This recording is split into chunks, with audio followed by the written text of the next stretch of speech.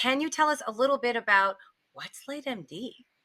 You got it. So, LightMD is medical grade PBM or red light therapy. Fancy name is photobiomodulation, but don't get stuck on that. Let's just call it light therapy or red light therapy.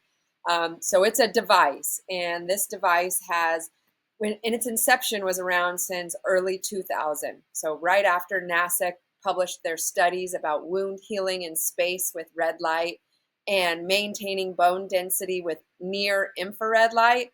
This device was developed by Dan Schell initially in APL 2000. So regardless, it was around since early 2000. And then in 2016, Dan paired up with Richard Williams, took it to the next level, amplified the engineering, and we got all of our approvals from the FDA, FCC, IEC, all in a nutshell. It's super safe. It can be used in hospitals. The materials are hospital grade.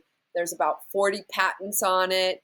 And it's really a sophisticated light device, more so than consumer devices. It's the next level up that can be used by consumers, but it's also hospital grade. It can be used by doctors and counselors, and wellness practitioners and athletes. So this device is excellent for reducing pain, reducing inflammation, and speeding up the healing process for basically all injuries and illness.